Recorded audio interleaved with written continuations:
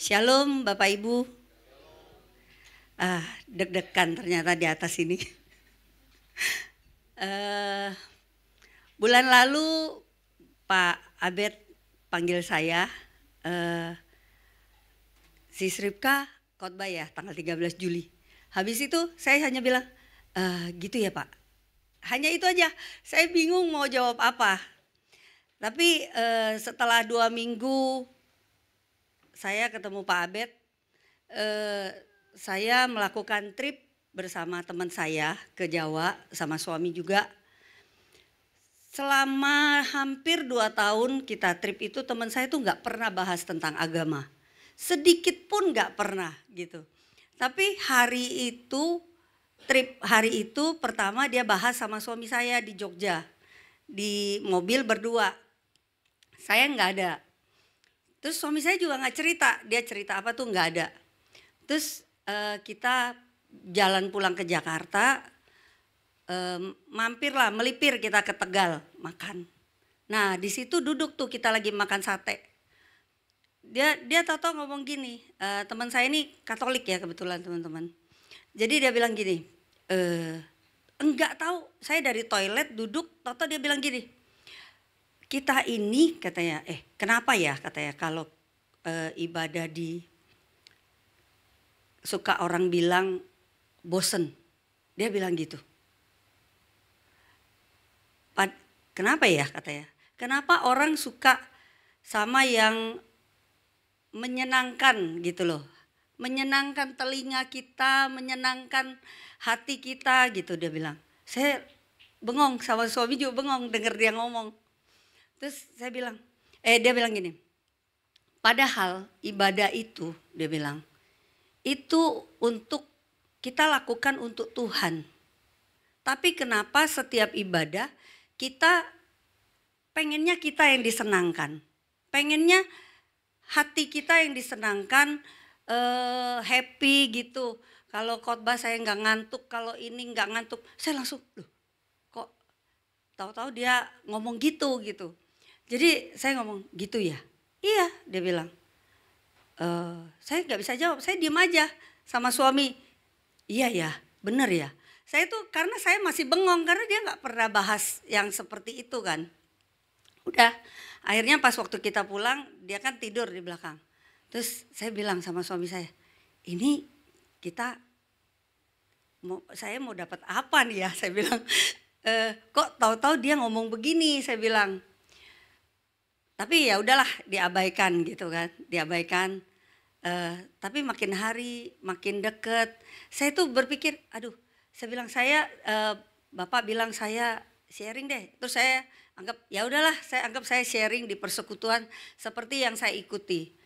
Tapi saya ngomong, tapi Tuhan, saya terlalu banyak yang mau saya sharingkan, terlalu banyak Tuhan lakukan untuk saya di mana saya cuma diem aja, gitu loh. Di dalam saya ini kurang apa sih Tuhan, saya ngomong gitu. Dari saya sejak lahir di gereja ini, saya dulu diajak koko saya sama sosok saya. Sebenarnya saya dulu Katolik, dulu. Tapi waktu kembar lahir, disitulah kita berdua akhirnya ketemu Tuhan Yesus, kita memutuskan kita punya cinta mula-mula di gereja ini. Pelayanan oke, ikut terus. Apa yang saya nggak ikut kegiatan?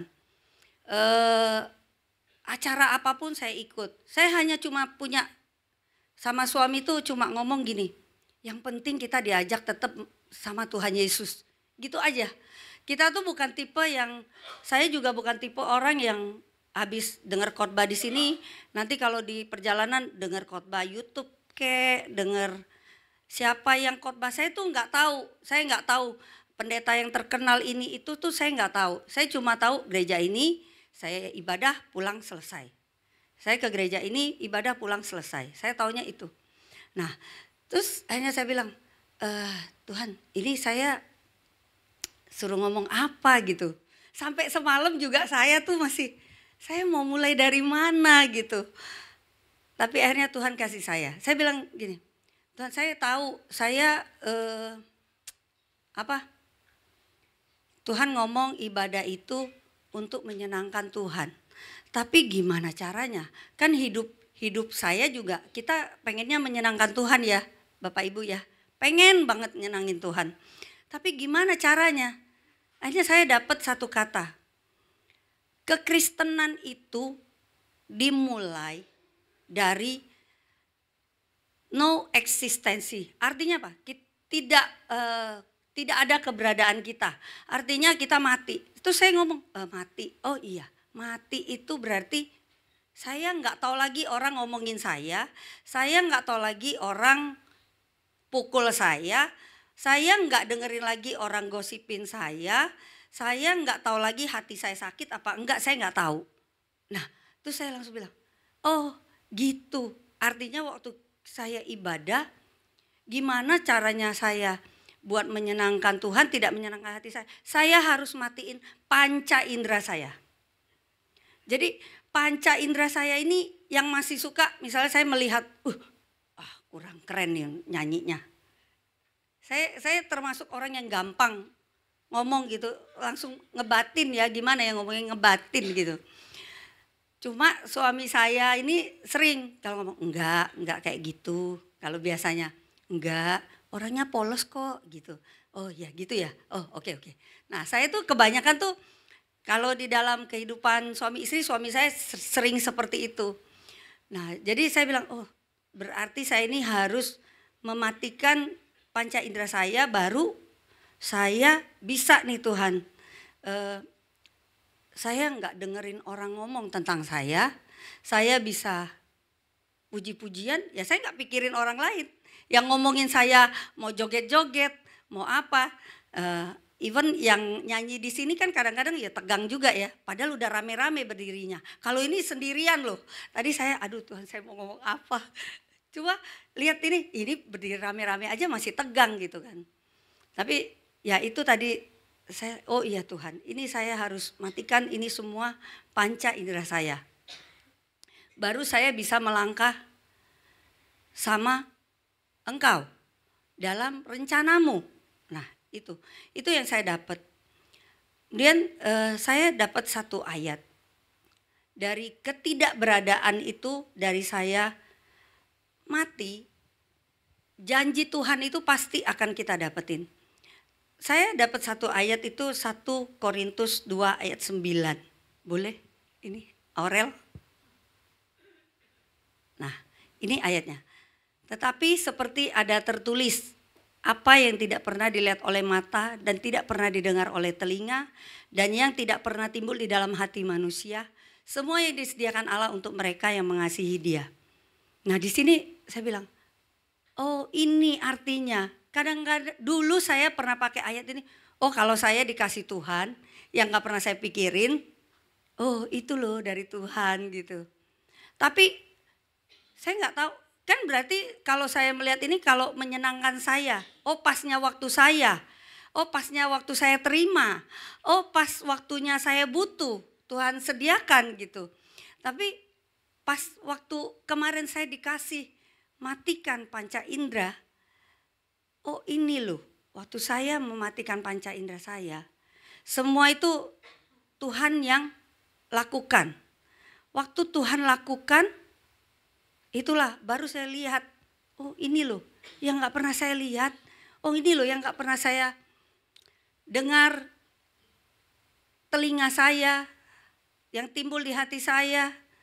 Saya ini dulu tipikalnya istri yang menanduk suami. Apa-apa saya dulu lakukan. Saya lakukan itu kalau misalnya saya mau keluar kota, saya enggak minta izin. Tapi saya menyatakan, contoh, saya bilang, Pi, kalau minta izin kan, Pi, boleh enggak saya mau ke sini 3 hari. Enggak, dulu kalau saya, Pi, saya mau ke Jogja 3 hari, 2 malam. Pi, saya mau ke Palembang 5 hari. Gitu, saya tuh dulu gitu. Jadi suami saya hanya bilang iya gitu. Nah seiring saya bertumbuh di gereja ini, saya dibawa, saya dengar pertama kali itu khotbah Bapak tuh di sini. Jangan sampai pakai payung terbalik di dalam keluarga gitu. Kalau kamu pakai payung terbalik kehujanan, nah itu saya, oh iya. Tapi kok mau ini kok susah ya. Berusaha tunduk, apa yang saya nggak ikuti, pemuridan saya ikutin. Bisa, tapi saya merasa saya masih gagal terus ya di goal saya yang ini ya. Saya kok nggak bisa ya. Karena saya masih ada usaha saya, karena saya masih ada kepengennya saya, kehendak saya, hati saya gitu. Begitu makanya saya kalau suruh cerita gimana saya bisa nunduk sama suami, saya juga nggak tahu Bapak Ibu. Saya berjalan apa adanya aja, suami bilang ini itu, ya oke, baik. Apalagi waktu COVID, saya benar-benar dibikin Tuhan tuh nggak bisa apa-apa. Saya ini kerjaan saya agen asuransi. Kalau agen asuransi itu kan ketemu orang ya Bapak Ibu ya. Kalau nggak ketemu orang gimana? Saya dapat gitu kan. Nah waktu COVID benar-benar kita kan nggak bisa ketemu orang kan. Suami saya doang yang kerja. Suami saya yang kerja. Terus berarti saya kan mengandalkan income dari suami saya doang. Saya waduh gimana ya ini ya. Tapi saya dibikin Tuhan tuh nggak bisa ketemu orang. Meskipun saya bilang, wah kalau saya tetap seperti ini, saya juga bisa mati kegerus teknologi juga. Saya mikirnya begitu waktu itu. Saya harus belajar nih. Akhirnya saya belajar. Saya ada belajar, saya coba, video call, Zoom, apa semua. Saya nggak gaptek, saya nggak gaptek. Tapi pelan-pelan begitu saya melalui proses di sini, saya juga nggak tahu kok tahu-tahu bisa. Ya inilah saya sekarang bersama suami saya dia berkata apa? Yes, oke, baik. Saya bisa nurut. Saya juga nggak tahu, mati gitu loh. Nah, yang benar-benar Tuhan bikin saya ini loh, kamu tuh nggak ada apa-apanya. Kamu tuh nggak ada apa-apanya. Jadi waktu itu saya ini di perusahaan asuransi Bendera Merah, saya 19 tahun di sana. Suami saya nggak pernah ikut. Tapi saat itu Tuhan bikin dia yang ambil keputusan untuk move, pindah. Saya sampai ngomong sama Bapak, gimana ya Pak? Sebelum pindah dia bilang gini, saya mau berhenti kerja. Saya langsung, wah berhenti kerja. Anak 3 mau kuliah. Sempat hati saya tuh, wah cukup enggak ya gitu. Meragukan, saya ragu. Saya sampai ngomong sama Bapak, selesai pelayanan lagi makan gitu, saya bilang, Pak, maksudnya nih ngadu, sayanya ngadu. Pak, ini suami saya nih Pak, mau berhenti kerja. Terus mau kerja apa Pak gitu. Terus Bapak ngajakin ngobrol, terus dia bilang, gak apa-apa, percaya saja kata Bapak. Apa yang keputusan dia, kamu harus dukung gitu, percaya gitu. Di sini kamu harus percaya gitu. Terus saya pikir, saya belajar. Oh ya udahlah, saya percaya gitu. Dia berhenti. Terus saya juga masih ada pekerjaan meskipun saat itu juga ya biasa-biasa saja gitu loh. Cuma kan biasa kalau kita karyawan kan biasa ada yang ditunggu itu setiap bulan. Yang setiap bulan kita pasti terima. Nah itu akan hilang. Nah itu bagi saya langsung bilang, oh iya ya ini bisa hilang nih income ini. Terus tapi Tuhan itu bawa bisa-bisanya. Suami saya itu selama 19 tahun tidak mau tahu tentang asuransi. Apapun dia nggak mau tahu. Dia dukung saya tapi dia nggak pernah namanya mau menawarkan atau apapun. Tapi Tuhan bawa saat itu ketemu teman saya, dia yang mau. Saya sampai melongo. Hah? Saya sampai melongo. Gimana ini? Terus dia bisa tegas bilang gini, tolong resignkan saya, dia bilang. Terus saya bilang, hah resignkan? Lah saya gimana dong ngomong? Terus saya bilang lagi, saya cerita di persekutuan. Dia minta resign tapi akhirnya saya resignkan. Sampai ibu bilang, itu bukan kamu yang lakukan. Kalau kamu yang lakukan, udah pasti enggak akan kamu lakukan. Tapi itu memang ya Tuhan yang lakukan melalui kamu gitu. Oh gitu ya Bu, saya bilang. Saya ingat banget itu waktu saya masih persekutuan awal itu. Terus udah berapa tahun ya itu persekutuan.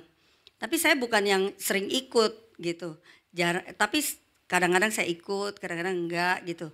Nah akhirnya saya bilang, oh ya oke, saya nurut. Begitu apalagi dia bilang, kamu harus resign dari situ. Dan sampai hari ini Bapak Ibu, nama saya tuh nggak ada. Tuhan bikin nggak ada. Hanya nama suami saya. Nama saya tuh sampai bisa Tuhan bawa tuh yang teman di kantor itu, owner kantor itu bilang gini, Ci, cukup ya Ci, nggak usah pakai nama Cici, pakai nama si Koko aja. Dia sampai bilang begitu. Dan sampai hari ini pun nggak ada nama saya. Mau itu prestasi apapun tidak ada nama saya. Tuhan bawa saya tuh benar-benar balik ke nol. Nih kamu lihat. Nih makanya saya bilang, apa yang mesti saya sharing? Begitu banyak Tuhan lakukan. Yang saya juga nggak tahu kok bisa seperti itu gitu. Tapi pagi ini ya kita sama-sama belajar Bapak Ibu. Matiin panca indera kita, maka janji Tuhan yang seperti ini yang kita baru lihat. Baru kita akan setelah itu kita baru nonton gitu. Oh ternyata ini loh yang dibilang, apa yang tidak pernah dilihat oleh mata. Apa yang tidak pernah didengar oleh telinga. Saya dulu nggak pernah kebayang mau sama suami ada di satu industri yang sama. Karena dia begitu ini banget kan, sama saya beda jauh. Nah kemarin juga satu kasih karunia saya bisa berdiri berdua sama dia tuh sebagai speaker. Saya bilang, wah ini kasih karunia Tuhan ini, saya bisa ada berdua sama dia. Padahal itu udah mungkin saya pengennya dari dulu. Tapi kan ya hilang begitu saja. Karena saya pikir nggak mungkin lah ini nggak mungkin punya gitu.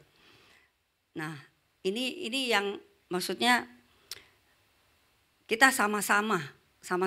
Saya pun belajar waktu saya dapat matikan panca indera.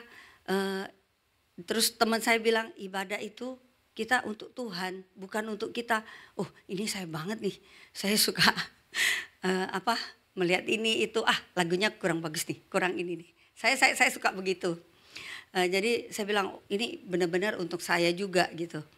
Terus saya dikasih satu ayat lagi. Saya bilang Tuhan kalau kita memang udah matiin panca indera kita, memang semua apa kita nggak bisa lihat, kita nggak tahu. Tuhan lakukan semua. Terus janji mana lagi ya Tuhan yang pasti Engkau berikan gitu. Nah ini udah dibuka. Mazmur 91 ayat 14 sampai 15. Sungguh hatinya melekat kepadaku, maka aku akan meluputkannya. Aku akan membentenginya sebab ia mengenal namaku. Gimana caranya kita melekatkan hati? Ya Bapak Ibu. Terus ayat ke-15. Bila ia berseru kepadaku, aku akan menjawab. Aku akan menyertai dia dalam kesesakan. Aku akan meluputkannya dan memuliakannya. Jadi saya bilang, wah ini benar-benar janji Tuhan yang luar biasa. Tapi saya maupun kita nih, jemaat umat Kristen sering bilang, Tuhan aku serahkan hidup saya nih full untuk Tuhan. Tapi satu aja kita nggak mau, mata ini kan yang paling ini ya, kita lihat apapun itu kan cepet banget, termasuk saya nih, kalau lihat langsung pikir aja, wah ini gini gitu. Jadi langsung saya bilang, gimana hati saya mau melekat sama Tuhan, gimana janji ini Tuhan akan kasih.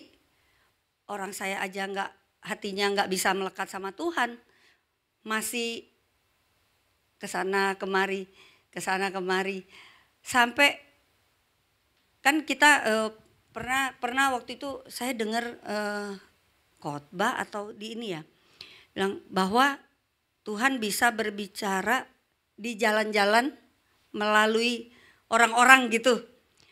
Saya bisa temen di kantor saya itu Buddha.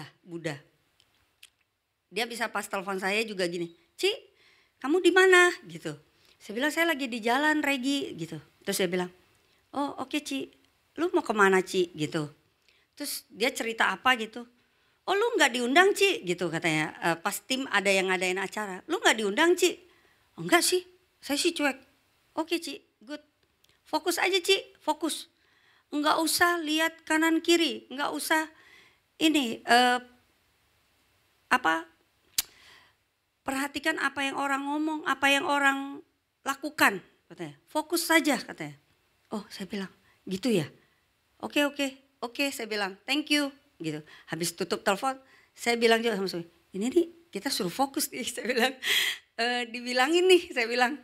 Terus semakin hari kesini tuh kita sering ngobrol di mobil.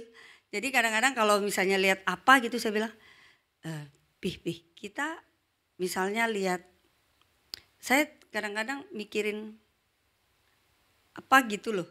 Bisa tahu-tahu dapat sesuatu gitu. Saya sering diskusi sama suami saya. Bahkan sama Luis. Luis tuh anak saya yang gede. Dia juga banyak berperan ya dalam kita suami istri. Di awal-awal juga dia dapat karunia untuk ya Tuhan nyatakan untuk kita berdua. Pernah itu kita di lagi berantem ya kalau nggak salah ya. Saya tuh pokoknya ngambek deh di kamar, dia di luar. Terus dia akhirnya dia bilang, saya nangis atau gimana gitu ya di kamar. Terus dia masuk, suami saya masuk, dia terus menghibur gitu kan. Terus saya diem aja. Nggak taunya si Luis bisa masuk, bisa gini. Nggak tahu dia ngomong tuh bukan dia deh. Dia langsung ngomong papanya, kamu adalah kepala bukan ekor. Dia bisa ngomong gitu. Terus saya bilang, ini kok bukan bahasa dia gitu. Kamu kepala bukan ekor.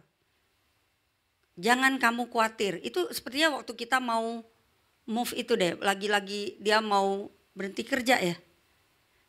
Dia mau berhenti kerja itu kalau nggak salah. Jangan kamu khawatir gitu. Terus dia bilang ke saya juga, percayalah gitu. Percayalah. Cuma satu kata itu deh, percayalah, dia bilang gitu. Terus udah dia diem, terus dia peluk-peluk kita. Habis itu dia nggak tahu dia ngomong apa, dia keluar gitu. Terus saya langsung kita berdua tuh diem gitu. Akhirnya kita berdoa gitu. Nah jadi kita banyak dibawa perjalanan ini bersama anak-anak tim lah. Ya benar, saya waktu Bapak ngomong tim, saya pertamanya nggak ngerti tim gimana. Ya udahlah kita dengerin aja gitu. Tapi Tuhan bawa satu-satu gitu. Kadang orang kalau ngomong gini, misalnya saya ajak anak-anak ke kantor. Atau ketemu temen di satu tempat, anak saya tuh diem, diem.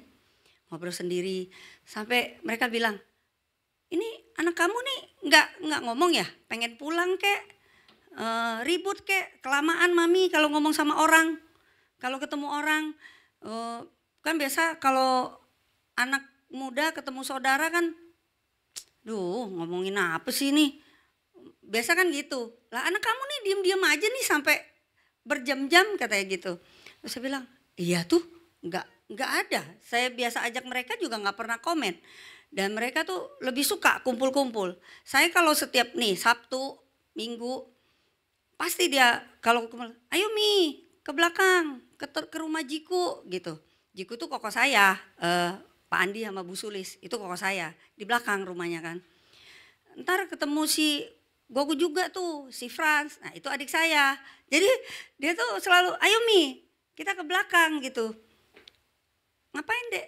Ya kumpul-kumpul aja, dia bilang gitu. Dan mereka tuh yang paling seneng ajak kita tuh kumpul gitu.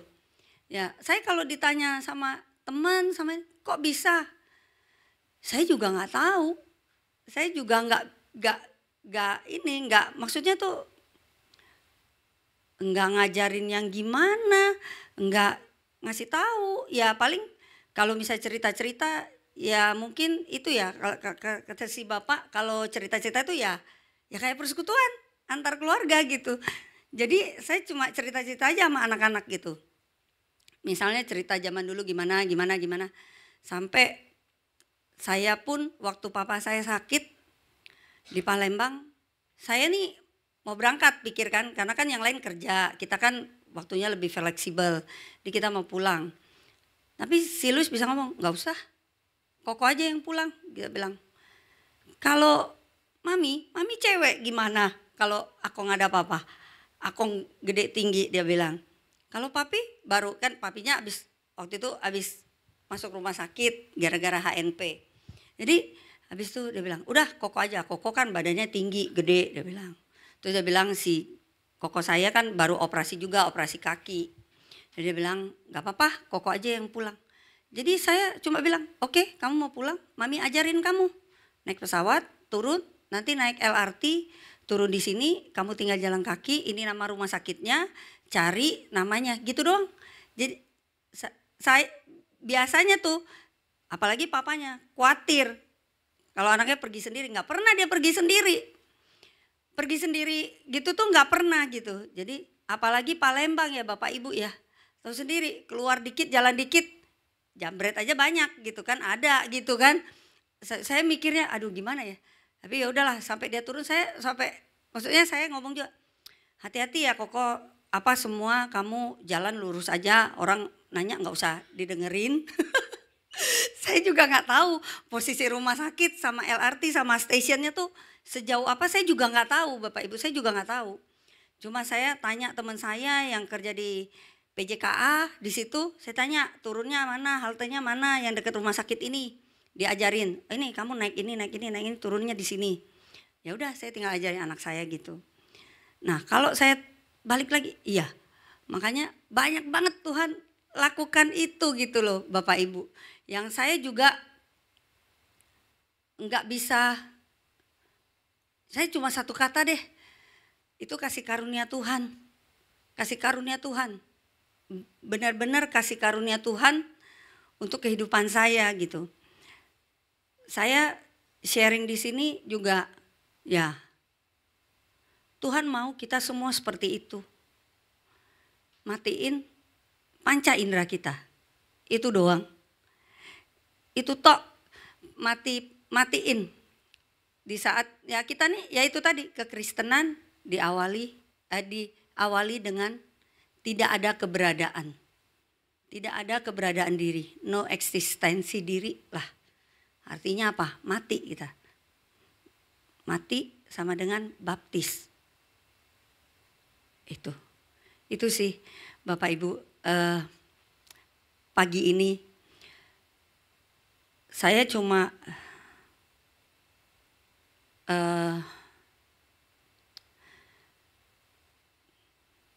Tuhan mau hati kita seutuhnya. Hati kita yang benar-benar polos, benar-benar Tuhan. Aku nggak tahu mau apa-apa nih. Jangan sampai ada keakuan. Saya tuh sampai sama suami tuh dikasih Tuhan gini. Satu lagi Tuhan kasih saya tontonan yang luar biasa. Saya 19 tahun tadi ya Bapak Ibu. Di asuransi. Artinya apa? Wah, kata orang mah udah jago. Udah nggak usah ngomong, mata aja udah tahu gitu. Mau handling begini udah bisa. Tapi waktu suami saya Tuhan kasih suruh pindah. Suami saya tuh benar-benar nol. Tapi Tuhan lakukan terhadap dia itu melebihi apa yang saya lakukan dulu. Dan saya nih masih pakai skill saya, kemampuan saya, sok ngajarin dia loh. Saya bilang, waktu itu dia kan dapat teman yang mau buka sekitar ratusan juta deh preminya. Tapi uang pertamanya tuh tinggi dan saya tuh nggak pernah di angka itu. Terus saya tuh ngajarin dia, kenapa kamu nggak setengahnya dulu? Terus dia cuma jawab gini, tapi dia mau. Dia yang mau, bukan saya. Terus saya langsung, oh dia yang mau bukan saya. Terus saya masih ngomongin, tapi kamu tahu nggak sih kalau kamu langsung semua begitu bisa kena medical lah, inilah itulah. Saya ngomong dengan pengalaman saya. Terus dia nggak percaya saya, dia tanya sama yang teman saya itu. Terus teman saya bilang, lakukan aja apa yang kamu mau. yang ada itu, yang dia mau lakukan aja. Dia cuma ngomong gitu. Terus dia bilang, ya udah saya lakukan itu aja. Terus ya udahlah, saya diem. Kalau mungkin dulu saya kan ngoceh gitu ya, saya diem. Ya udahlah, ya terserah deh gitu. Tapi itu Tuhan bikin saya wow, hah bisa gitu. Tanpa ada apa-apa bisa gitu. Di situ saya langsung, wah ini sampai saya tuh nggak cerita sama ibu bapak. Ibu cuma kalau ketemu saya hari Minggu, gimana sis? Enak, tinggal nonton aja, duduk aja. Iya sih bu.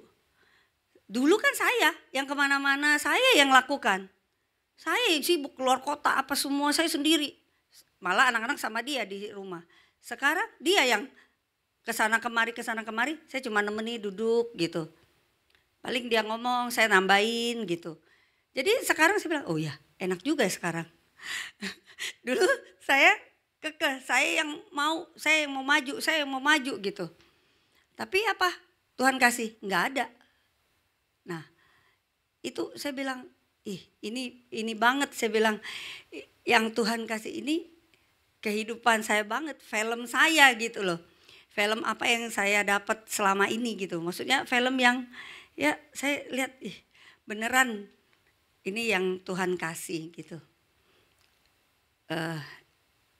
Ini sharing saya, Bapak Ibu saya boleh singer. Kita nyanyi lagu bareng ya Bapak Ibu ya.